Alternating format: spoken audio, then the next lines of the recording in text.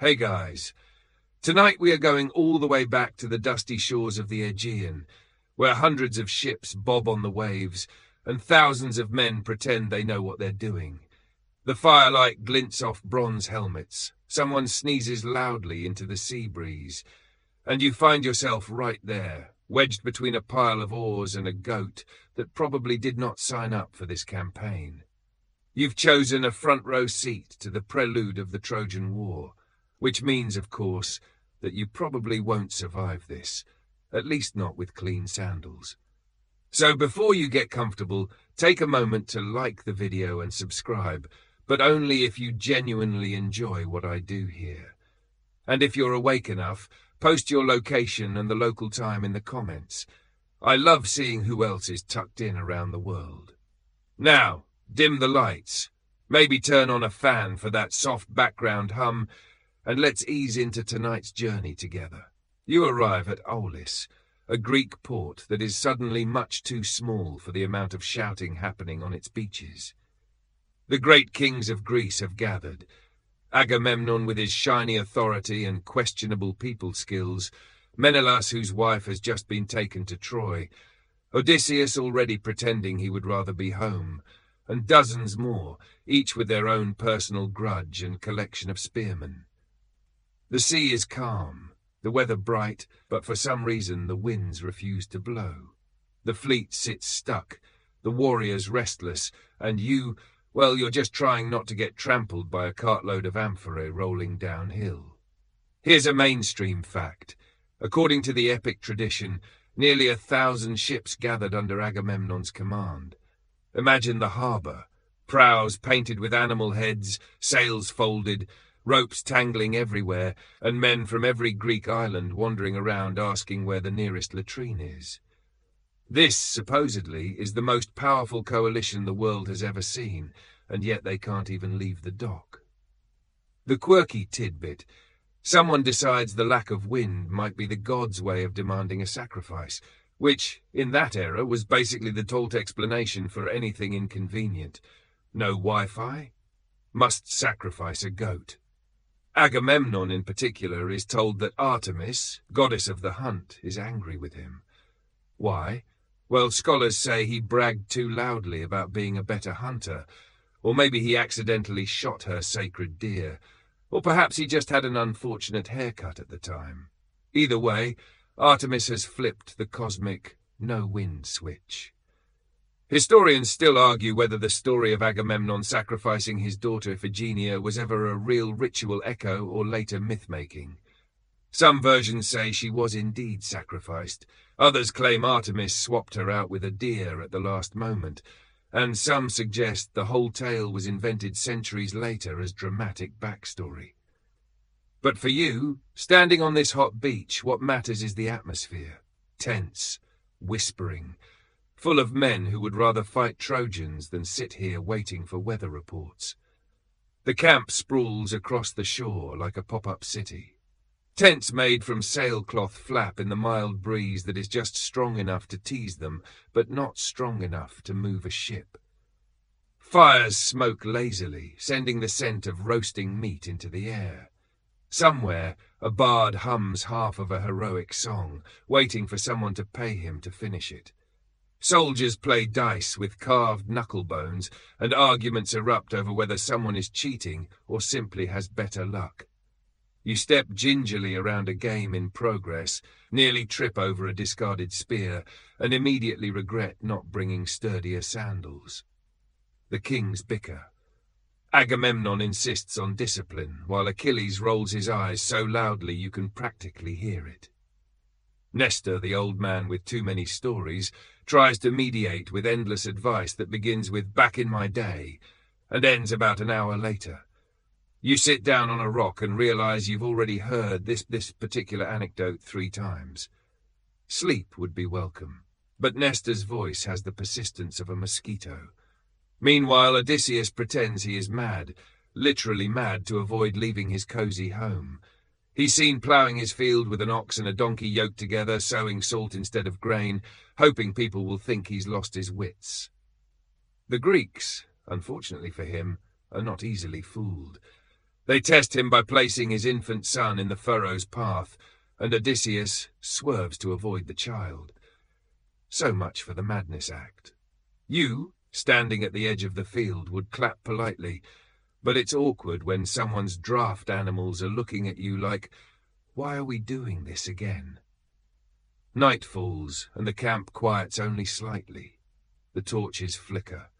Men huddle in groups, whispering about omens, arguing whether Artemis truly cares about their voyage, and speculating about how Troy must look gleaming across the sea.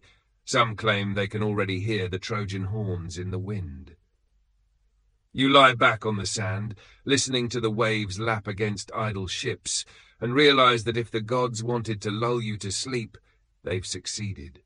Then, without warning, a messenger rushes in. The oracle demands Iphigenia. Agamemnon's face darkens, his jaw stiffens, and you sense that he is calculating how much trouble his wife Clytemnestra will give him if he goes through with this. Spoiler, it will be a lot. The men debate, some appalled, some resigned. You curl your cloak tighter around you because really, no one asked for divine drama this late at night. As dawn rises, pink and gold over the harbour, the fleet still waits. Tension thickens. You wonder if perhaps you should simply swim across the Aegean, slower but less complicated. The ships remain moored, the sails neatly furled, and the warriors pacing. Whether Iphigenia is saved, swapped, or sacrificed, the result is the same. Suddenly, the winds shift. The long-awaited breeze fills the sails. 1,000 ships creak, ropes strain, and the sea finally answers the prayers, or bribes, of the Greeks. You step aboard, pressed between a sweating oarsman and a stack of shields, and the flotilla begins to move. The coastline of Aulis fades behind you, the horizon opens wide, and the smell of saltwater replaces the smell of camp smoke. Whatever the cost, the war has now truly begun, and you are sailing straight into it.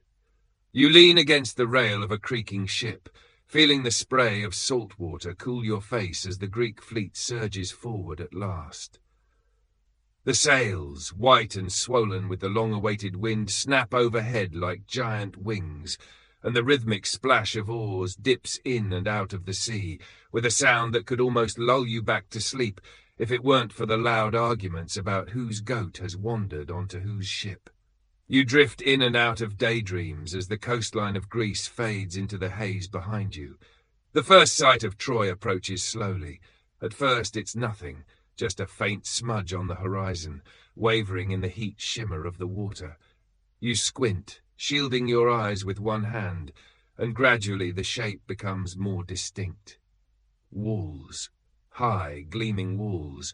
Sunlit stone that seems to stretch impossibly tall compared to the low ships bobbing on the water. Towers rise at intervals, catching the light, banners snapping in the wind. The city is poised proudly at the edge of the plain, back against the hills, front-facing the wide mouth of the Scamander River. If Troy were a modern real estate listing, it would read, location, location, location. Excellent harbour access, fertile land, and defensible fortifications, neighbours not included. Mainstream fact. Archaeologists have confirmed there really was an ancient city at the site of Hisarlik in modern-day Turkey, showing multiple layers of settlement. One of those layers matches the time frame of a major conflict around the 12th or 13th century BCE. So yes, there was a Troy, though whether the war was exactly like Homer's epics is a question nobody can answer fully. Quirky tidbit. The Trojans, according to later sources, were rumoured to dye their horses, manes bright colours for parades. Imagine the defenders on the walls watching the Greek armada approach, while their horses prance below with rainbow-like hair. It's less intimidating and more like an ancient fashion show. Historians still argue whether those details reflect any real Trojan customs, or whether the poets just enjoyed adding a splash of flair. As the ships draw nearer, you notice the atmosphere shift. The noise of banter dies down, the dice are tucked away, and men grip their spears a little tighter. The city's massive scaean gate looms in the distance, and you can almost feel the eyes of Trojan watchmen peering down from the battlements. They stand like carved statues, shields polished, spears tipped with bronze flashing faintly in the light. You wonder if they're just as nervous, pretending to look brave, while secretly hoping the Greeks decide this is all a misunderstanding and go home. Agamemnon struts about on his flagship, making speeches that are mostly drowned out by gulls circling overhead. He gestures grandly toward Troy as though pointing out an especially annoying neighbor. Achilles, leaning against the mast, doesn't bother hiding a smirk. Odysseus, always practical, is already calculating supply chains, wondering how many amphorae of wine it will take to keep men obedient through a prolonged siege. You, wedged between two shield racks, are mainly wondering how soon someone will start handing out snacks. The approach is slow, not the dramatic thunderclap arrival that poets later described. In reality, maneuvering hundreds of ships into a beach landing is messy business. Ships bump, anchors tangle, sailors yell contradictory orders. You nearly tumble forward when your vessel grinds against the shallows with a teeth-rattling scrape. Warriors leap overboard into waist-deep water, splashing clumsily toward shore. So much for heroic grace. The first impression of this invasion is more of a soggy parade. And yet, step by step, the beach fills with Greeks. Shields flash in the sunlight, spears bristle like a field of reeds, and banners flap overhead. Fires are lit to cook the first meal on Trojan soil, and scouts skitter inland, reporting back on paths, wells, and occasionally unfriendly locals. The smell of charred fish mixes with the briny tang of seaweed drying on sand. The camp is alive with anticipation, though also a touch of homesickness, because everyone already realizes they might be here for a while. From the walls of Troy, horns blare. The sound drifts across the plain, long and low, carrying with it a mix of defiance and caution. You can almost picture Priam, the aging king of Troy, standing in a high tower, peering down at this swarm of invaders. His advisors murmur around him. Some urge negotiation, others insist on rallying every ally within riding distance. The people of Troy watch too. Children perched on rooftops, women shading their eyes, merchants quietly calculating how much grain will now need to be hoarded. There is an awkward silence as the Greeks establish their camp. No direct battle erupts that first day. Instead, the tension hums like a harp string pulled too tight. Soldiers squat in circles, sharpening spear points, but also gossiping about who among them will be the first fool to challenge the Trojans. Others roll out bedding made of reeds and wool, muttering that they should have brought softer pillows. And you, half drowsy from the sun, lulled by the hum of cicadas in the grass, lean back against a pile of shields and let the sounds of preparation blur into the background. Historians still argue whether the legendary walls of Troy were really as tall and gleaming as Homer described. Excavations do reveal fortifications, some remarkably thick for the era, but the epic may have exaggerated their majesty. Still, from your vantage point on this hot afternoon, they look impossibly high, like cliffs carved by gods. The sun dips low, staining the sea crimson. Fires light along both shore and city walls, two lines of flickering flame glaring at each other across the plain. You lie down on the sand, a cloak tucked under your head, the chatter of soldiers washing over you like distant surf. Above, stars prick the darkening sky, and the moon edges up, pale and indifferent. The war has not yet begun in earnest, but the stage is set, and you, well, you're just one more witness to a drama that will stretch for years, told and retold until the world itself feels sleepy with its repetition. The sun rises on your second day at the Greek camp, and you wake to the not-so-gentle sound of men arguing over who gets first use of the communal wash basin. You brush a thin layer of sand off your cloak, stretch stiff legs, and wander toward the heart of the encampment where the voices are sharpest. It doesn't take long to find the source. Agamemnon, commander of all the Greeks, and Achilles, the greatest fighter among them, standing nearly nose to nose. This is not a casual squabble about breakfast portions. This is the quarrel that will unglue the entire war effort.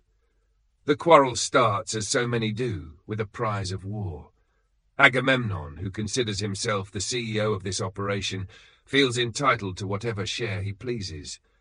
Achilles, who knows full well that his fighting skills are the reason anyone has hope of victory, resents being slighted. The men around them shuffle uneasily, some pretending to adjust their armor just to avoid eye contact. You, hovering behind a stack of shields, wish someone would just hand both men a calming cup of chamomile tea. Here's your mainstream fact. In Homer's Iliad, this argument begins over the captive women Briseis and Chryseis, who were treated as war prizes.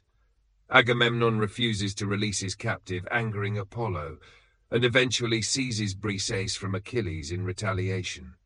That insult is enough to send Achilles storming off, vowing not to fight. The quirky tidbit.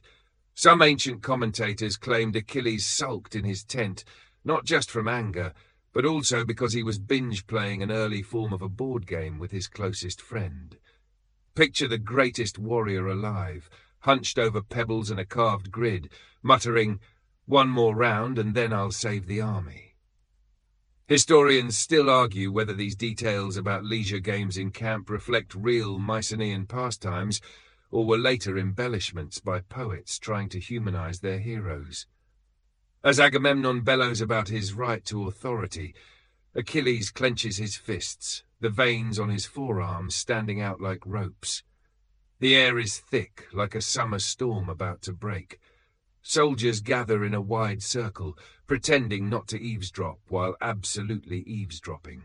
Odysseus rubs his temples. He has already foreseen the long speeches and costly fallout. Nestor, of course, starts reminiscing about quarrels in his youth, which does not help. Achilles finally snaps, announcing he will withdraw entirely from the fighting. He storms back to his tent, sand flying with each furious step. He tells his companion Patroclus to stay put, muttering curses under his breath about arrogant commanders.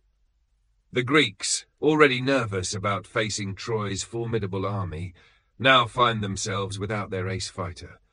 You, caught in the middle of this high-stakes sulk, back away slowly, hoping no one drafts you into mediating. The quarrel spreads through camp like fire in dry grass. Men whisper in clusters, debating whether Agamemnon overstepped or whether Achilles should swallow his pride. Some think the gods are deliberately stirring trouble. Others shrug and return to sharpening spear points, reasoning that their paychecks, well, spoils of war, don't depend on whose ego is bigger. You wander down to the shore to escape the shouting. The sea is calm, waves curling gently at your feet, but even here you can feel the tension. The Greek ships lined up along the sand rock slightly as though uneasy themselves. The gulls overhead seem louder than usual, their cries mocking the men who can't cooperate. You sit on a driftwood log, chewing stale bread from last night, and reflect that wars may be won by heroes, but they are definitely slowed down by egos. Later that day, a priest of Apollo arrives, demanding the release of Chryseis, Agamemnon's prize. Agamemnon sneers, insults the priest, and sends him away. Shortly after, the camp is stricken with plague. Soldiers cough, horses weaken, and the smell of burning sacrifices fills the air as men desperately beg for relief. The lesson seems obvious, but Agamemnon remains stubborn. You hold your cloak over your nose, not because it helps much, but because you'd like to at least look like you're doing something about the plague. Historians still argue whether this story reflects a real epidemic that could have swept through a cramped military camp, or whether it's purely a poetic invention to showcase divine displeasure. Either way, the effect is the same. Morale plummets. Achilles refuses to fight, and the Greek leadership looks about as steady as a three-legged stool on uneven ground.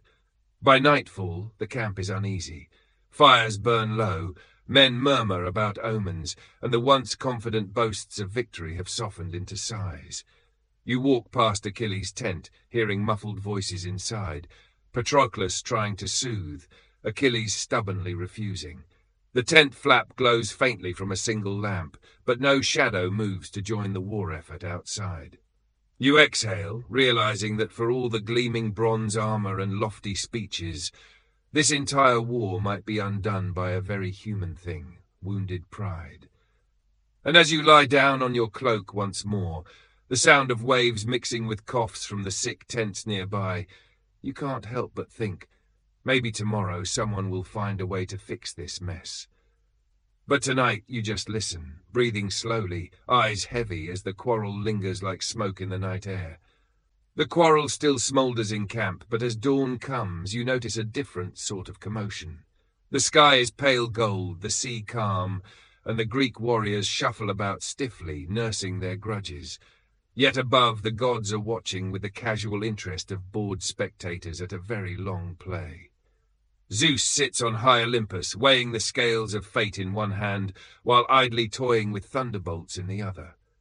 Hera, always scheming, leans over his shoulder with suggestions he mostly ignores. And Athena? She's halfway through lacing her sandals, eager to meddle. Here's a mainstream fact. Homer's Iliad presents the Trojan War not only as a human conflict, but as a playground for the gods. Almost every major move is shadowed by divine influence, whether Aphrodite rescuing Paris or Athena tricking Hector. To the ancients it made sense. Wars were far too chaotic to be left to mortals alone. The quirky tidbit: some poets describe Ares, god of war, being wounded during battle and rushing back to Olympus, wailing like an injured child. The image is less of a mighty war god and more of someone demanding ice cream after scraping a knee. Historians still argue whether these comic portrayals of Ares reflect older traditions poking fun at warriors, or whether they were Homer's way of balancing the terrifying with the ridiculous. Back in the camp, a hush falls as a sudden gleam streaks across the morning sky. Could be a shooting star, could be Apollo showing off with his sun chariot. The men gape, muttering prayers under their breath. You tilt your head, squinting. To you it looks like a spark, but to them it's a direct sign that Olympus has placed bets. Meanwhile, Aphrodite lounges comfortably, still basking in the glow of her earlier meddling. After all, it was her bribe of love to Paris, the promise of Helen, that set this whole story in motion. Now she giggles, ready to rescue her favorite when necessary, much like a parent shielding their reckless teenager from consequences. You imagine her whispering to Paris, "Don't worry, sweetie, Mom's got this," before teleporting him out of danger. The battlefield itself, when it begins to stir, feels like a chessboard being nudged by unseen fingers. A Trojan archer finds his aim guided by Apollo's invisible hand. A Greek shield seems heavier as Hera tips the balance. You can almost see the gods circling overhead, invisible but insistent, as if the war were their own family argument played out with mortal pawns. Achilles, still sulking, sits by his tent, staring at the sea. He knows the gods are watching him too. His mother, the sea goddess Thetis, drifts up from the waves, shimmering and salty, to plead his case before Zeus. She begs him to tilt the war in favor of the Trojans, just to show the Greeks what happens when they insult her son. Zeus, sighing heavily like someone who just wanted a quiet afternoon nap, reluctantly agrees. You picture him rolling his eyes and muttering, "Fine, but only because I don't want another family argument." Historians still argue whether this divine soap opera was meant to reflect actual religious belief, or whether it was simply Homer's literary device to give depth to human conflict. Did the Greeks truly imagine Athena physically grabbing spears mid-air, or did they see the gods more as metaphors for the unpredictable nature of war? The debate lingers like incense smoke after a sacrifice. As the day unfolds, small skirmishes begin. Arrows hiss through the air, swords clash, and from your seat on a hillside, you can almost imagine the gods perched invisibly among the soldiers. A sudden gust of wind favors one side, then another. A spear glances off bronze, strangely redirected. Someone swears they heard a divine voice whispering strategy in their ear. You lean back, wondering whether the gods also provide commentary, like an ancient version of sports announcers. At one point, Hera and Athena disguise themselves, slipping into the ranks to stir mischief. You almost laugh at the sight, divine beings lowering themselves into dusty sandals, muttering about how cramped these mortal tents are. They encourage soldiers to fight harder, whisper promises of glory, and stir rivalries that had barely been simmering. The men, too exhausted to question it, simply nod and charge forward. Night falls again, and as campfires flicker, the gods return to Olympus. They sprawl on golden couches, sip nectar, and argue over outcomes like gamblers tallying bets. Ares sulks about his wound, Zeus pretends to be above it all, and Hermes makes sarcastic comments from the sidelines. You imagine it as the first late-night talk show, complete with divine bickering and audience groans. Meanwhile, on the plain below, soldiers bandage wounds, clean armor, and try to sleep, despite the constant drone of cicadas. You lie down too, staring at the stars, knowing that the war has become something larger than men with swords. Every breath you take seems tangled in threads the gods are pulling, and though you might wish for a quiet night, you realize, as long as Olympus keeps meddling, sleep will always feel like a stolen luxury. The morning haze rolls in across the plain, soft and almost beautiful, if you ignore the fact that it carries the smell of sweat, ash, and the faint metallic tang of bronze weapons. You trudge through the Greek camp and realize that something strange has happened. Time itself seems to be stretching. What was supposed to be a quick campaign, a raid or two, has become a drawn-out routine. Day by day, the war drags into its 9th year, and you begin to wonder if the soldiers even remember what their homes look like. Here's your mainstream fact. According to Homer, the Trojan War lasted 10 years. Most of that time wasn't the dramatic duels you see in movies, but rather a grinding stalemate. The Greeks besieged Troy, raiding nearby towns, squabbling among themselves, and waiting for an opening that never quite came. The quirky tidbit.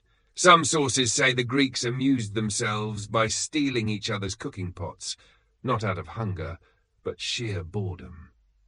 Imagine the most powerful coalition of warriors in history devolving into pranks over missing kitchenware.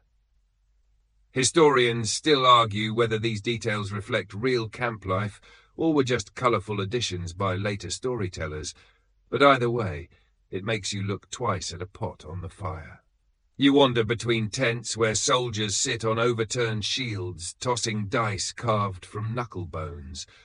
Some play a game of mock battles with little figurines, carving tiny helmets out of wax.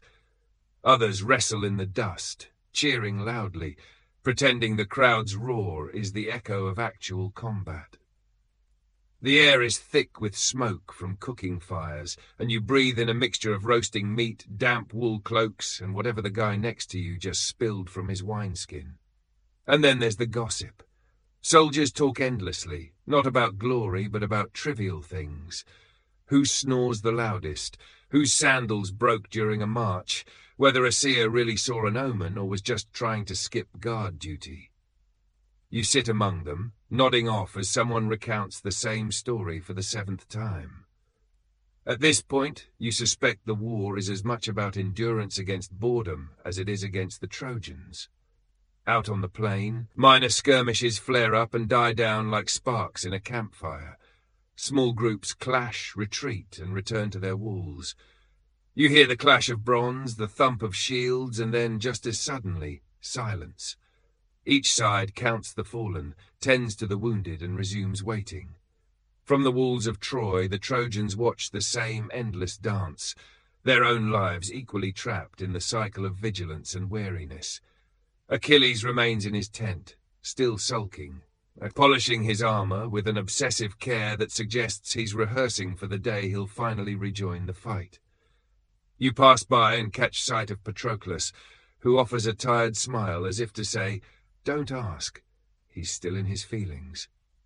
Odysseus, meanwhile, is busy managing supply runs, sending small parties to raid neighboring towns for food, livestock, and, let's be honest, entertainment. The raids succeed, but they also stretch the war further, feeding the stalemate. Historians still argue whether this 9-year lull was part of an actual historical event or entirely poetic invention. Was there truly a decade-long siege at Troy, or did storytellers elongate the timeline to emphasize the patience of warriors and the inevitability of fate? The archaeological record gives hints but no certain answers, leaving you to yawn and shrug along with the soldiers. The daily grind is oddly hypnotic. The sound of hammers repairing shields, the scrape of whetstones on spear tips, the chatter of men bargaining over who has the best dried figs. It all merges into a background hum. You wander past the blacksmith's tent, sparks flying into the dark, the rhythmic clanging echoing like a lullaby. You almost doze standing up, leaning against a spear planted in the dirt, until someone nudges you awake to move the laundry line strung between two shields. At night, the campfires glow in endless rows, tiny stars on the earth mirroring the heavens above. You lie on your cloak, staring up at constellations the soldiers name after their hometowns. One man insists a particular cluster of stars looks like a goat. Another swears it's clearly a wine jug. You chuckle softly, because after 9 years, anything can look like food or drink if you squint hard enough. Occasionally, you hear the faint sounds from Troy itself, music drifting across the plain, laughter from the safety of its walls. The Trojans, though besieged, still celebrate festivals, still dance, still live their lives. The contrast is almost cruel. The Greeks lie in the dirt, counting dice rolls, while inside the city children chase each other through candlelit streets. You imagine how maddening that must be for the warriors outside, watching joy from a distance they can't cross. The stalemate teaches you patience. You walk slower, breathe slower, let the monotony wrap around you like a heavy cloak. The war is less about fury and more about waiting, and waiting in its own way is tiring enough to send anyone drifting into dreams. You wake to the sound of someone beating a shield like a drum, not for battle but simply to call everyone to morning duties. The camp has become a strange city of its own, with habits, chores, and a rhythm that feels oddly domestic for a place meant to launch attacks. You trudge along the dirt paths between tents, noticing laundry strung up between spear shafts, tunics flapping like colourful banners in the sea breeze. A soldier crouches by a bucket, scrubbing stains out of his cloak with sand, and muttering about how seawater never really gets things clean. Here's a mainstream fact. Ancient armies were essentially mobile towns. They required not just fighters, but cooks, craftsmen, herders, and countless others who kept things running. The Trojan War camp would have included blacksmiths, armor polishers, leather workers, and even musicians to lift morale. The quirky tidbit. Some sources claim soldiers used their helmets as makeshift cooking pots. Imagine slipping your headgear off after a long day, filling it with barley and onions, and boiling dinner over a fire. The smell of stew wafts through camp, but you know tomorrow that same bronze will be back on someone's sweaty head. Historians still argue whether that detail was practical truth or simply comic exaggeration passed down in oral tradition. The routines are surprisingly ordinary. You see men playing dice in the dirt, rolling carved knuckle bones while betting on rations of dried figs. Others sit on rocks, plucking lyres with strings patched from horsehair, humming half-remembered songs of home. Children, yes, a few families tagged along, run between tents, chasing each other with reed swords, their laughter carrying above the drone of flies. You catch yourself smiling at the sight, though a fly lands on your cheek almost immediately, ruining the moment. Odysseus passes by, ever the multitasker, organizing patrols while complaining that no one sharpens their spears correctly. He stops briefly to check a ration line where fish are being salted and stored in clay jars. Menelaus hovers nearby, staring off toward Troy's walls, as if he could will Helen back by sheer force of longing. Achilles is still absent, of course, brooding in his tent, and the camp has adjusted to life without him, though not without grumbling. You pause at the blacksmith's corner, where sparks fly in the dim glow of a forge pit. The clang of hammer on bronze has a hypnotic rhythm, each strike sending a shiver through the earth. Warriors line up with battered shields and dented helmets, waiting their turn for repairs. One man proudly boasts that his shield dent came from Hector himself, though the smirk on his friend's face suggests the dent might have come from tripping over a cooking tripod. As you move on, you find the healer's tent. Inside, herbs hang in bundles from the roof, their sharp scents mingling: thyme, garlic, crushed poppy. A healer grinds a paste of honey and herbs, smearing it across a wound while murmuring soothing words. The patient winces but endures, grateful for the care. You notice how these moments, quiet and ordinary, are just as essential as the clashing of swords. Without them, no army could last 9 years. Historians still argue whether these descriptions of camp life in the Iliad were accurate reflections of Bronze Age practice, or Homer's attempt to make the scene relatable to audiences centuries later. Did warriors really polish their armor daily, or did bards exaggerate for effect? Regardless, the images have stuck, shaping how generations imagine soldiers living through long wars. Evening approaches, and as shadows lengthen, the camp shifts gears.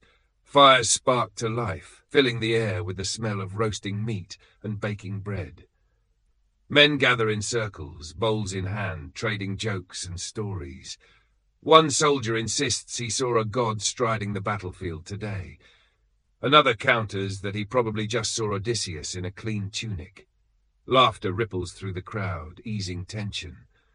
You settle down on the edge of one such group, chewing tough bread softened in wine, feeling your eyes grow heavy.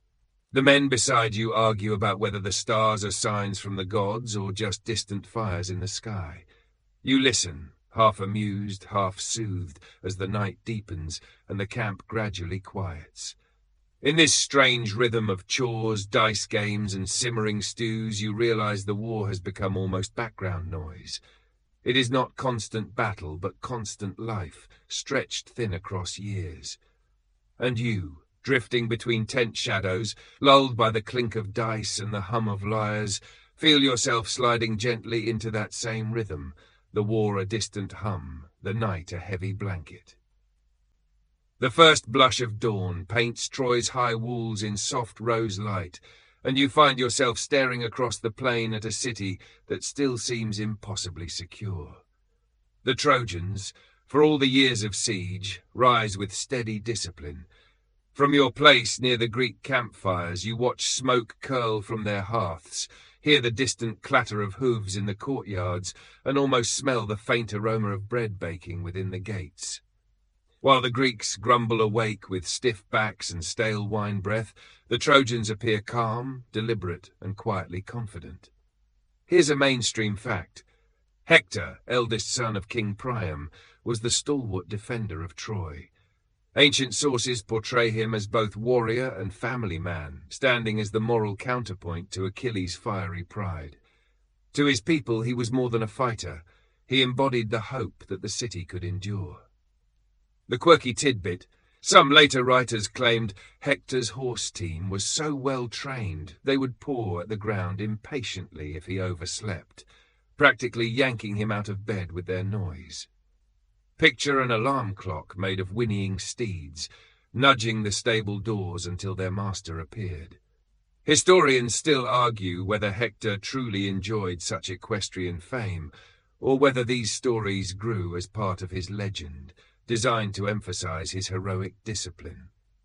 You walk toward the plain, closer to the shadow of the walls. Trojan guards pace the battlements with shields glinting in the rising light, their bronze catching the dawn like tiny suns. From below they look like statues, immovable, but you know their feet must ache from hours of watch duty. Every once in a while, one leans on his spear and glances down at you as though wondering if you're worth the price of an arrow. You politely wave, then reconsider when the spear tip glitters menacingly. Inside Troy, Hector moves through the streets, speaking with citizens, offering reassurance. You can almost follow him, slipping behind as he nods to craftsmen hammering away at tools, to women drawing water at the wells, to children who dash out with shy laughter before being swept back inside by anxious mothers. His presence steadies them. He is a pillar in human form. You sense that even if Troy's walls were to crumble, its people would cling to Hector as their last defense. The Greeks, of course, mutter about how insufferably noble he seems. In their camp, Achilles still broods, Agamemnon plots, and Odysseus keeps his eye on supplies. Yet when scouts return from the edges of the plain with news of Hector's patrols, there is a pause. Even the greatest warriors know his name carries weight. You overhear one soldier joke, better to duel his shadow than his sword. No one laughs very loudly. You wander closer to the Scamander River, which cuts across the plain like a silver ribbon. Here, Trojans water their horses, washing dust from flanks, while the river itself seems to hum with quiet defiance. Later poets would imagine gods dwelling in its depths, rising to challenge Greek arrogance. Today, though, it is simply a cool stream where tired men splash their faces, glancing warily at the distant enemy camp. Historians still argue whether the Scamander episode, where Achilles fights the river god, was a real mythic layer added to dramatize local geography or a memory of actual flooding that disrupted battle. Either way, as you stand on its banks, you feel how landscapes themselves can become characters in war. Back within Troy's gates, life continues in careful balance. Priam, aged but wise, sits in his hall with counsellors, weighing messages from allies. Paris lingers nearby, adjusting his robe too many times, clearly uncomfortable under the gaze of more practical warriors. Helen drifts through the palace, silent but luminous, the spark of this entire conflict yet powerless to extinguish it. Andromache, Hector's wife, tends to their household with quiet strength, her eyes constantly searching the horizon for her husband's safe return. The morning bustle softens into midday warmth. From your vantage point just outside the city, you hear the creak of wagon wheels, the shuffle of sandals, the occasional bark of a dog. It could almost be any thriving town, except that across the plain lies an army determined to break its gates. The strangeness of siege life is that war hovers always on the edge of daily routine, a shadow you cannot banish, no matter how many times you sweep the courtyard. As the sun dips lower, Hector readies his men for another patrol. Shields are hoisted, horses snort and stamp, and the air thickens with dust. You step aside as the column passes, hearing the steady rhythm of hooves, the creak of leather straps, and Hector's firm voice calling his men to courage. It is not flashy, not divine intervention or fiery speeches. It is steadiness, simple, unyielding steadiness, that makes Troy endure another day. By nightfall, the torches along the walls glow like a necklace of fire, tracing the city's outline against the dark. The Greek campfires glitter in response, twin galaxies staring at one another across the plain. You curl into your cloak at the foot of the walls, lulled by the muted clatter of guards' footsteps above, the snort of horses bedding down, and the faint lullabies drifting from Trojan homes. For a moment, despite the war, you feel the comfort of a city that still beats with life, stubborn against the tide. The morning mist lingers low over the plain, and you shuffle closer to the lines where two armies stare each other down. There is a kind of hush before the day begins, broken only by the rhythmic stamping of hooves and the distant clatter of armor being strapped into place. Today feels different, not the scattered skirmishes of bored soldiers, but something sharper, something ceremonial.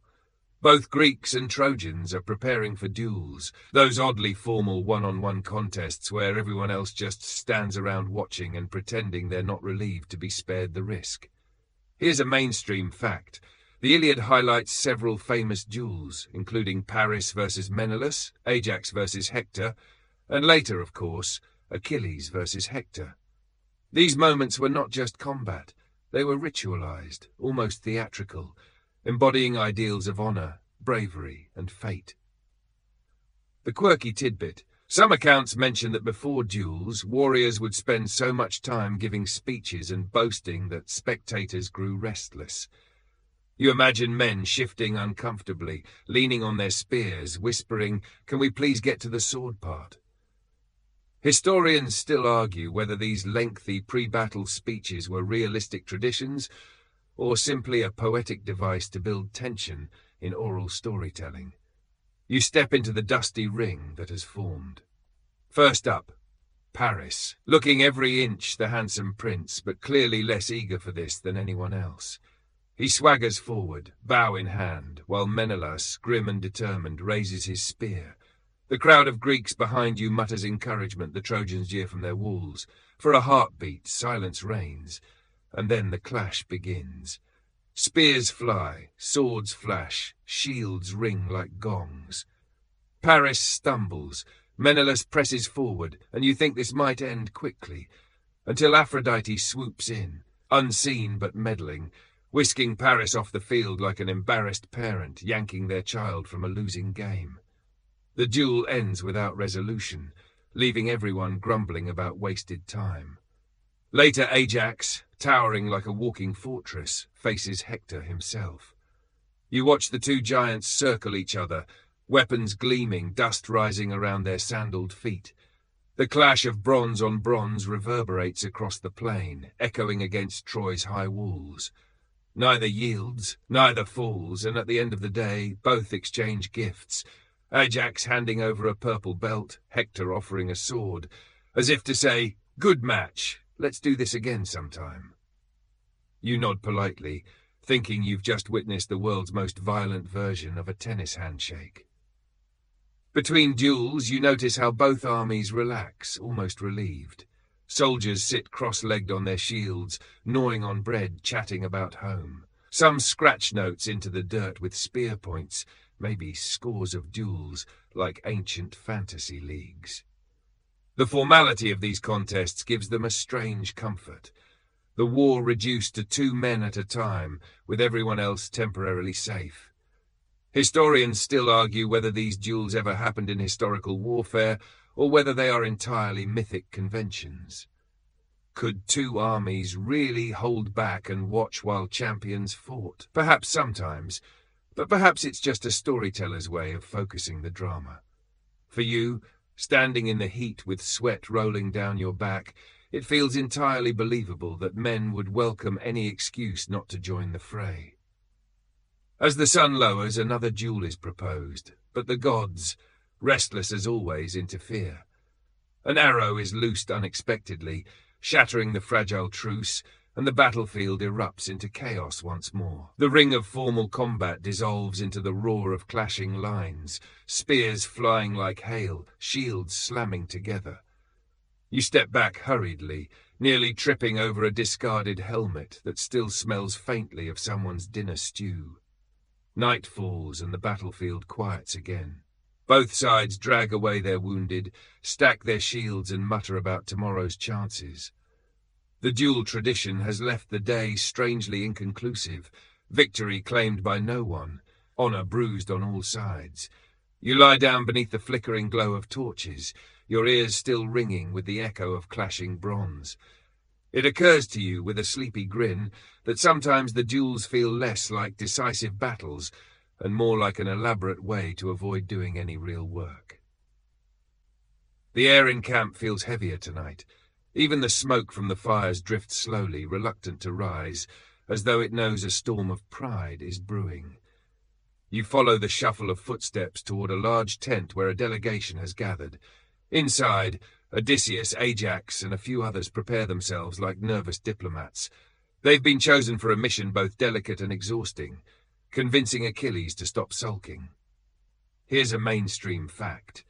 In the Iliad, this moment is called the embassy to Achilles.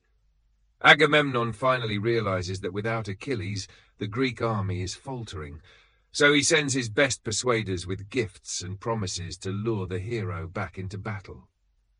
The quirky tidbit: some ancient commentators claimed the Greeks brought not only gifts of gold and armor, but also a carefully prepared dinner to Achilles' tent, as if saying, "Yes, we insulted you, but have you tried our roast lamb?" Historians still argue whether this embassy scene reflects real diplomatic customs in Bronze Age warfare, or is simply a narrative device to dramatize Achilles' stubbornness. You slip behind the group as they enter Achilles' tent. The air inside smells faintly of oil, leather, and sea breeze drifting from the shore. Achilles sits cross-legged, his expression carved from stone, while Patroclus pours wine into cups with practiced calm. The heroes begin their speeches one by one, each trying a different angle. Odysseus appeals to reason, laying out the military disaster unfolding without Achilles. He reminds him of the glory he will lose if he sits idle while others claim victory. His words are smooth, practiced, almost hypnotic, but Achilles barely raises an eyebrow. Ajax tries blunt honesty, saying that men are dying because of his pride. Achilles drums his fingers on his knee, unimpressed. Then comes the litany of gifts: tripods, cauldrons, horses, gold, women, even the return of Briseis untouched. The tent is quiet except for the crackle of the lamp's flame.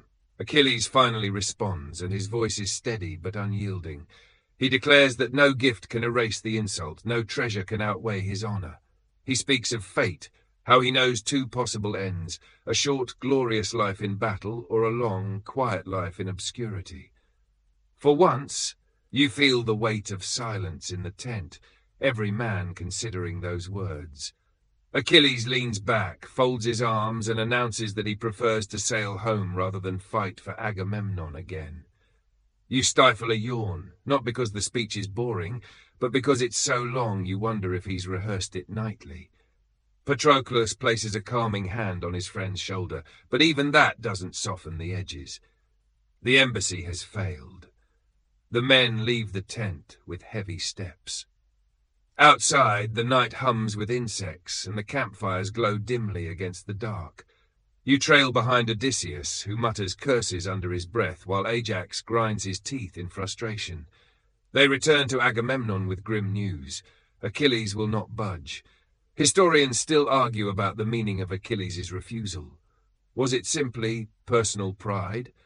Or did it reflect deeper cultural tensions about honor, gift exchange, and the fragile glue that held coalitions together? Whatever the truth, you feel the weight of his decision ripple outward. As you settle into your cloak near the camp's edge, the sea sighing just beyond, you imagine what it must feel like to have the greatest warrior alive refuse to fight. The Greek army seems smaller, weaker, shadows stretching thin beneath the stars. Somewhere in his tent, Achilles tunes a lyre, plucking gentle notes into the darkness. The melody floats across the camp, surprisingly soft, almost tender, and it lulls you despite the tension it carries. You close your eyes, drifting, as the strings hum like waves lapping at the shore, Achilles refusing the war, yet still unable to silence its echo. The next morning dawns hazy, the horizon blurred as though the world itself is weary. You stumble through camp, drawn by an unusual buzz of activity. Men are whispering, pointing toward Achilles' tent. The flap opens, but it's not Achilles who emerges. It's Patroclus, wrapped in gleaming bronze. For a moment you blink, because the armor is unmistakable, forged for Achilles himself, polished until the sun dances across its surface. Yet the man inside it walks with a slightly different gait, less fire, more earnest steadiness. Here's a mainstream fact. Patroclus, desperate to save the Greek army from collapse, begged Achilles to let him wear the armor and lead their troops. The sight alone would rally morale, since Trojans would assume Achilles had returned to the field. Achilles, still sulking, finally agreed, though he warned Patroclus not to chase glory too far. The quirky tidbit. Some versions of the story suggest that Patroclus's armor was slightly too big, so he had to stuff padding beneath the straps to keep it from sliding. Imagine charging into battle while constantly adjusting your chest plate, muttering about poor tailoring. Historians still argue whether Patroclus was truly as skilled a fighter as portrayed, or whether later poets magnified his courage to heighten the tragedy. The camp erupts with energy. Warriors cheer, banging spear shafts against shields, convinced Achilles has rejoined them. The Trojans, spotting the familiar armor glittering across the plain, hesitate, nerves sparking like flint. Patroclus leads the charge, dust rising in golden clouds, his chariot wheels slicing through the dry earth. You feel the thrill ripple outward, like a tide turning after years of stalemate. On the walls of Troy, watchmen cry out warnings. The people rush to the battlements, straining for a glimpse.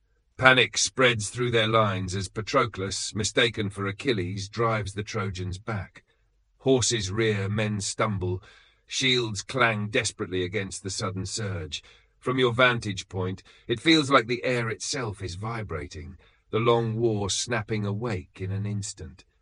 And yet, in the midst of the chaos, you see Patroclus's humanity. He fights bravely, but without the hardened edge of Achilles. His spear thrusts are sure, but lack the cold ferocity of his friends. He pushes too far, chasing glory beyond the limits Achilles had warned against. The Scamander River flashes ahead, and you hear the cries of Trojans retreating toward its banks. Patroclus presses on, heedless of the warning hum in your chest that says, "Stop here, rest now." Historians still argue whether this episode was designed to teach about hubris, loyalty, or the inevitability of fate. Was Patroclus meant to be a mirror of Achilles, showing what happens when bravery overreaches? Or was his role simply to move the story toward its most famous duel? The debates swirl, but here on the battlefield, you see only the sweat dripping from his brow and the dust caking his sandals. The Trojans rally under Hector's steady hand. He calls his men back, his voice cutting clear through the roar of battle. Slowly, the tide shifts again. You see the Trojans encircle Patroclus, their bronze flashing in the sun like a ring of fire. The Greeks shout encouragement, but the distance is too great. Patroclus, still fierce, still determined, stands against the press, his borrowed armor gleaming brighter than ever. From your place at the edge of the plain, you grip your cloak tighter, heart pounding, even though you know how this must end. The dust swirls, the cries rise, and Patroclus vanishes into the storm of men, his borrowed brilliance flickering like a candle in the wind. As the sun begins its slow descent, painting the plain in red gold, the battle settles into uneasy silence. The Greeks return to camp, restless and fearful. They know something has shifted, something has been lost. You sink down by the fire, chewing bread without appetite, listening to the murmurs. Patroclus had gone out in borrowed glory, and though no word has yet reached the camp, you can feel the weight of impending grief pressing like a heavy stone against your chest, low, uneasy, like the rustle of wind through dry reeds. You walk the length of the camp, catching fragments of worried talk. Men avoid each other's eyes. A soldier murmurs that Hector has struck down the shining figure in Achilles' armor. Another shakes his head, refusing to believe it. But by the time the sun tilts low across the plain, the truth spreads. Patroclus has fallen. Here's a mainstream fact. In Homer's Iliad, Patroclus is killed by Hector after being wounded by Apollo and another Trojan warrior. His death becomes the turning point of the entire war, finally dragging Achilles out of his sulk and into a rage that shakes the battlefield. The quirky tidbit, later retellings say Patroclus's helmet rolled away when he fell, and for a moment Trojans realized in shock that it wasn't Achilles at all. Imagine the double take. Wait, that wasn't him? We've been terrified of the wrong guy all day. Historians still argue whether Patroclus was portrayed as a seasoned fighter in his own right, or primarily as the tragic catalyst for Achilles' wrath. You drift closer to the battlefield, where the dust is still heavy with sweat and blood. The sun dips lower, staining the sky in shades of rust, as Greek and Trojan warriors scramble over Patroclus's body. It becomes not just a fallen comrade, but a prize, a symbol, something both sides desperately want to claim. Men clash, shields crash, and chariots wheel wildly as the fight centers on one lifeless form. From the walls you hear Trojan horns blaring in triumph, their sound sharp and exultant. Inside, mothers call to one another, voices rising in cautious celebration. But in the Greek camp, silence sits heavy. Warriors sit by the fires, heads bowed. Some mutter curses, others stare blankly into the flames. You slip among them, feeling the grief hanging in the air like thick smoke. In Achilles' tent, the news arrives. You imagine the moment. Patroclus's companion rushing in, dust on his hair, eyes wild. Achilles listens, face tightening, his hands clenching until his knuckles whiten. Then the cry bursts out of him, raw and unrestrained, echoing across the beach like thunder. Men freeze at the sound, their hearts seizing because they know the storm has broken. You follow him to the shoreline, where he collapses in grief, clawing at the sand. The waves lap gently indifferent, while above the gods watch with interest. Thetis, his mother, rises from the sea, shimmering in the fading light to comfort her son. He weeps into her arms, his voice carrying the kind of sorrow that cannot be soothed by gifts or promises. You stand at a distance, watching the surf wash over his feet, realizing that war is not just bronze and blood. It is friendship, loss, and the unbearable silence left behind. Historians still argue about the relationship between Achilles and Patroclus. Was it brotherly love, a mentor bond, or something deeper, a partnership that crossed into romance? Ancient commentators disagreed, and the debate continues. But you don't need to label it. You can feel the depth of it simply in the weight of Achilles' grief. The Greeks rally to recover Patroclus's body, dragging it back to camp under heavy guard. You watch the solemn procession, shields forming a wall around the stretcher, the men's eyes burning with determination. They carry him past the fires, past the tents, past the hushed soldiers who bow their heads as he passes. The air is filled with smoke, dust, and the faint salt tang of tears. Night falls, and the camp is a place of mourning. No dice games, no songs, no idle chatter, only the crackle of flames and the low hum of men whispering prayers. Achilles sits by his friend's body, refusing food, refusing rest, eyes fixed on the still face before him. You draw your cloak tighter, shivering not from cold but from the heavy shadow of grief that spreads across the beach like a tide. The world feels paused, waiting. You know what comes next. Rage, vengeance, a reckoning that will reshape the war. But for this moment, all is still. Only the sound of waves, the smell of smoke, and the quiet ache of loss fill the night. And you, sitting on the sand with head bowed, find your own eyelids heavy, lulled not by comfort, but by the rhythm of sorrow itself. The camp is restless, yet strangely focused. Where before there was squabbling and weariness, now there is a single, unyielding current. Achilles has returned. You hear the sound before you see it, the hiss of bellows, the clatter of hammer on bronze, the low murmur of voices around a forge. The firelight flickers against the night, casting long shadows that twist like dancers. You step closer and realize you are watching something extraordinary. New armor being born for Achilles. Here's a mainstream fact. In Homer's Iliad, the god Hephaestus, master craftsman of Olympus, forges Achilles' new armor at the request of Thetis. The shield is described in lavish detail, depicting the cosmos itself, fields and cities, rivers and stars, an artwork as much as a weapon. The quirky tidbit. Ancient commentators claimed the shield was so intricately decorated that even the men describing it might have nodded off mid-verse. Some joked that Homer's audience probably did too. Historians still argue whether the shield's elaborate imagery was meant as symbolic philosophy or simply as poetic ornamentation showing off the bard's skill. The forge glows hot, sparks leap like fireflies, and Hephaestus bends over the anvil, muscles rippling beneath soot-streaked skin. His hammer rises and falls, each strike ringing like a bell. You can almost smell the tang of molten metal, sharp and metallic, mingling with the heavy scent of coal smoke. Thetis hovers nearby, her face serene but eyes sharp, ensuring her son's armor will be worthy of both mortal and divine. The shield comes first.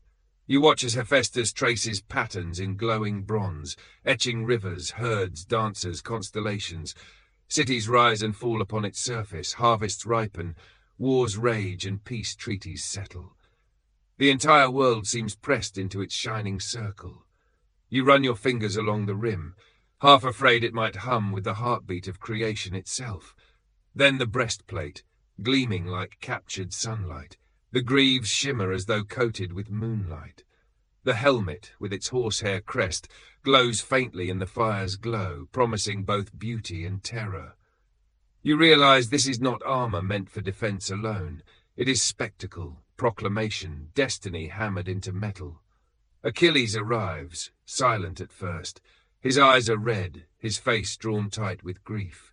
He steps forward, touches the shield, and something in his posture changes. Grief is still there, but now it sharpens into purpose. You sense his breath steady, his spine straighten, as though the armor itself has settled on him before he's even strapped it on. The camp stirs in awe. Men gather at a respectful distance, whispering about the glow of the bronze, the god's hand evident in its perfection. A few swear the shield actually reflects stars that aren't even overhead. You stand with them, blinking at the way the firelight dances on its surface, wondering if it's magic or just your tired eyes. Historians still argue whether this elaborate description of the armor was a metaphor for the Greek worldview, compressing human life into the surface of a shield. Was Homer giving philosophy disguised as weaponry? Or was it just his way of showing that even gods couldn't resist a little artistic flourish? Either way, you find yourself lulled by the repetition of details, the slow roll of imagery etched upon bronze. At last, Achilles dons the armor. The straps tighten across his chest, the greaves click into place, the helmet slides down, its crest shivering like fire. He stands taller, brighter, more terrifying than you imagined. The Greeks cheer wildly, banging shields together, their spirits reignited. You, half dazed by the glow, feel the hair rise on your arms. And then Achilles speaks, his voice low but carrying across the camp. He swears he will avenge Patroclus, that Hector will fall, that no wall, no god, no fate will prevent him. The soldiers roar, the torches flare, and you realize this war has shifted irrevocably. Later, as the fires die down and men drift into uneasy rest, you remain awake, replaying the sound of hammer against anvil in your mind. It echoes like a heartbeat, steady, inexorable. The armor gleams nearby, propped carefully against a spear, its polished surface catching even the faint glow of dying embers. You lie down, closing your eyes, but the image remains, the world itself shining on a shield, waiting for dawn, waiting for vengeance. The dawn feels heavier than usual, the sky streaked with pale grey as though even the sun hesitates to rise. You push yourself up from your cloak and see the camp stirring in a strange, reverent hush. All eyes turn toward Achilles, now clad in the armor of Hephaestus. He gleams like a living flame, every curve of bronze catching the early light, every step ringing with divine weight. You shiver despite the warmth of the morning, because you know where this day is headed, the duel with Hector.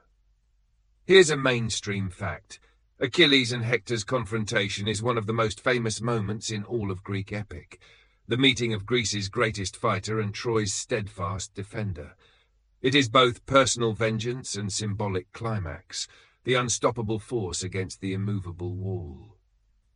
The quirky tidbit: some retellings say Hector, before the duel, tried to bargain with Achilles, suggesting that whichever man fell, his body should be treated with respect. Imagine standing in the dust, sword drawn, and still negotiating burial rights like neighbors haggling over a fence line.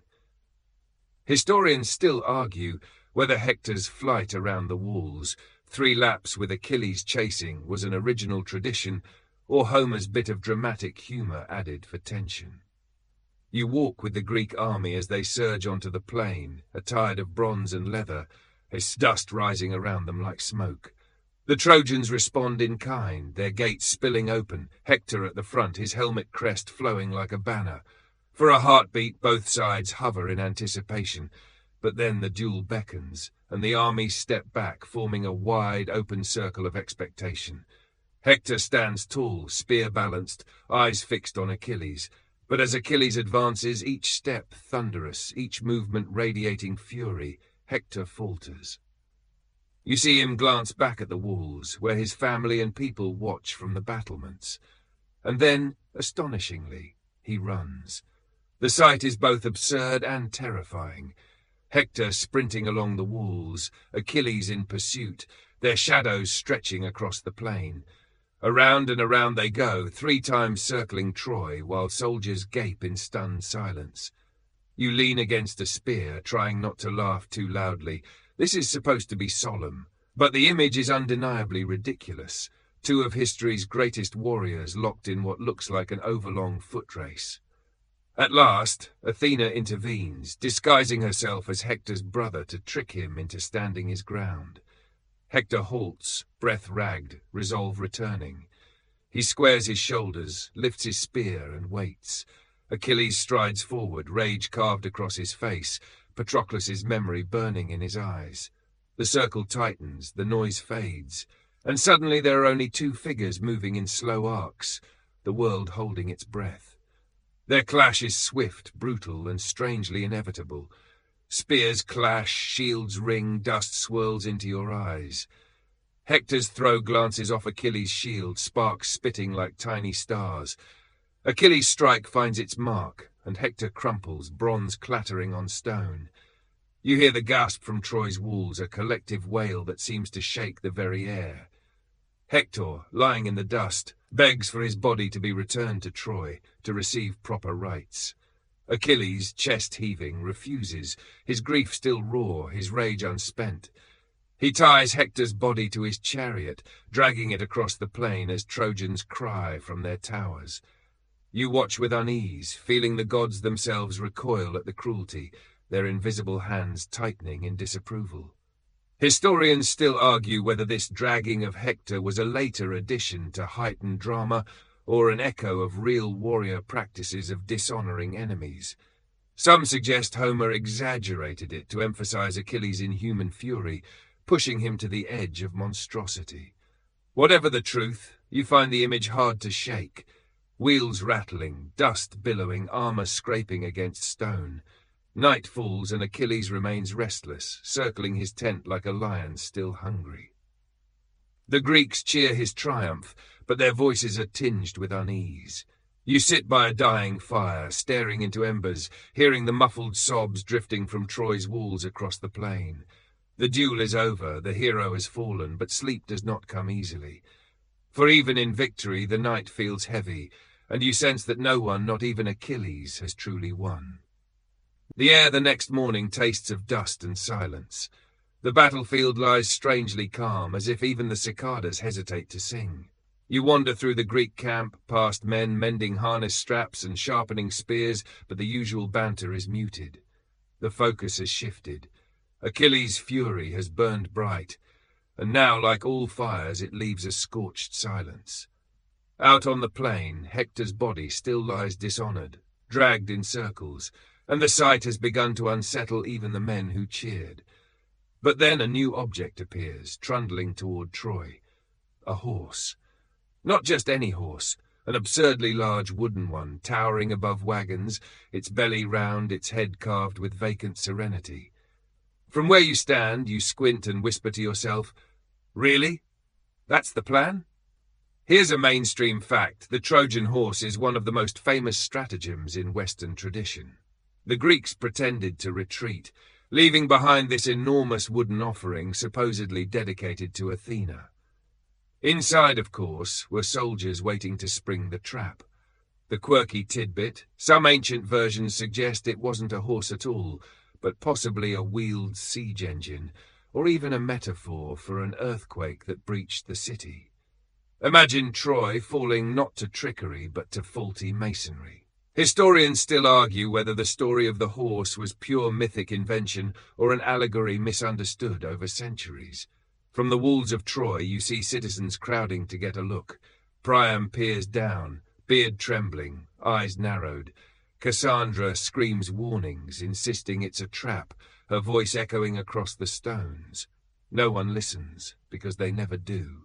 Laocoon, the priest, hurls a spear at the horse, and it thunks into the wood with a hollow sound that chills your spine. Then, as if on cue, serpents slither from the sea and crush him and his sons. You shiver, realizing the gods have intervened again, silencing the one man who spoke the truth. Inside the city, debates rage. Some urge burning the horse, others want to dedicate it in their temples. Paris shrugs, distracted. Helen drifts past with unreadable eyes, and the crowd swells with curiosity. You wander among them, listening to murmurs about divine gifts and good omens. The smell of incense curls in the air as priests argue that Athena herself demands they bring it inside. And so, with great effort, the Trojans haul the massive thing across their gates. You watch ropes strain, wheels groan, and men shout directions. The horse lurches forward, inch by inch, until it passes into the heart of Troy. From your place at the edge of the crowd, you feel a cold weight settle in your chest. Night falls, and the city celebrates. Torches blaze, music rises, and laughter spills into the streets. Wine flows freely, bread and meat are shared in abundance, and the people of Troy believe at last that the war is over. You sit in a quiet corner, sipping from a borrowed cup, trying to ignore the hulking silhouette of the horse looming over the square. It stands there silently, shadow stretched long across the stones, a guest no one should trust. Historians still argue how much of this scene reflects real memory. Could a trick have truly undone a fortified city after years of siege? Was the horse symbolic for a battering ram or a natural disaster? The debates echo like distant drums, but in the hush of this evening the horse feels far too real. As the celebrations swell, you drift towards sleep, lulled by music and firelight. Yet your dreams are uneasy, filled with the creak of wood, the shuffle of soldiers hidden in its belly, the quiet anticipation of a trap waiting to spring. You roll onto your side, pressing your cloak tighter, knowing the revelry around you masks a silence far more dangerous. And above, the horse looms, patient and hollow, its wooden eyes staring blankly into the night. The night stretches deep, heavy with the smell of smoke and spilled wine. Troy hums with the remnants of celebration. Laughter fading into snores, torches guttering low, the clink of empty cups rolling in the streets. You walk slowly through the sleeping city, the stone beneath your sandals still warm from the day's sun. In the square, the wooden horse looms silent, its carved flanks gleaming faintly in moonlight. For hours it has stood as a trophy, but now, with the revelers gone, it feels alive with anticipation. Here's a mainstream fact. By night, the Greeks hidden inside the horse crept out, opening the gates for the army that had returned under cover of darkness. This moment, Troy's downfall, marks the climax of the entire war. The quirky tidbit. Some later writers claimed Helen herself walked around the horse, imitating the voices of the warriors' wives, calling their names to see if anyone would answer. Imagine crouching inside a hollow wooden belly, sweating, praying you don't sneeze, while a familiar voice tempts you to give yourself away. Historians still argue whether this story element was a poetic flourish or part of a much older oral version. The silence shatters with a groan of wood. The panel in the horse slides open, and shadows spill forth, warriors dropping to the cobblestones, blades glinting faintly. Odysseus leads them, face set, gestures quick. You press yourself against a wall, holding your breath as they move like phantoms through the narrow streets. Moments later, the gates of Troy creak open, and the returning Greek army floods in. Chaos erupts. Torches flare, flames leap, shouts rise sharp enough to cut the night. The people of Troy wake in confusion, stumbling into the streets only to be swept aside by the tide of invaders. You race through alleys, dodging smoke and sparks, the once proud city unraveling around you. Roof beams crack, pottery shatters, the scent of cedar and pitch fills your nose as fires climb higher and higher. In Priam's palace, the old king clings to the altar, robes trembling. But violence finds even sacred spaces, and the halls echo with cries that will linger for centuries. Outside, Cassandra shrieks prophecies no one heeds, her voice swallowed by the roar of collapsing walls. Andromache clutches her child, eyes wide with despair. Aeneas, sword drawn, gathers a small band, already thinking of escape and future foundations. You stumble through the smoke, ears ringing with Troy's laments. The great city that had defied the Greeks for a decade now crumbles in a single night. You look back once at its towering walls, glowing orange in the firelight, and the sight feels less like triumph than tragedy, stone dissolving into ash, song swallowed by flame.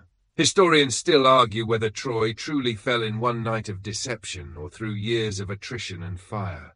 Archaeological layers suggest destruction, but whether by cunning stratagem, earthquake, or prolonged siege remains uncertain.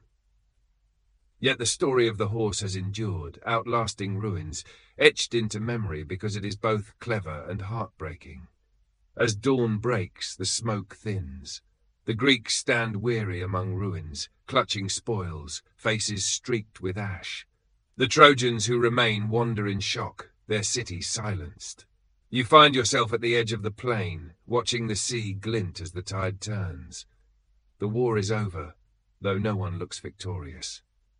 You sit down on the cool grass, the weight of it all pressing into your chest.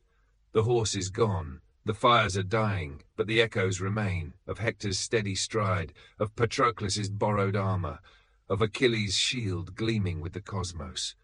The Trojan War has ended, but its stories will ripple outward for millennia, told and retold until even your own eyelids grow heavy. And now it is time to soften. Let the smoke fade, let the embers dim. Picture the ruins cooling under the pale light of morning, dew settling gently where flames once raged. Imagine the noise dissolving into silence, the cries replaced by the slow rhythm of waves against the shore. The war retreats into memory, and memory itself begins to blur into dream. The weight of bronze slips away. The press of crowds, the shouting of kings, the crash of spears, all drift farther, fainter, like echoes rolling down a long corridor. What remains is quiet, the hush of wind, the warmth of sand, the steady breath in your chest. You lie back on the grass beyond the city's smoke, eyelids lowering. Above you, the sky clears, stars lingering like tiny watchfires, patient and calm. The Trojan War dissolves into myth, into story, into the kind of gentle history that holds you softly as you drift. Rest now, let the noise go, let the story settle like sand in still water. You are safe, you are calm, and the night carries you deeper into sleep. And 97 plus 301 wind down equals 1,000.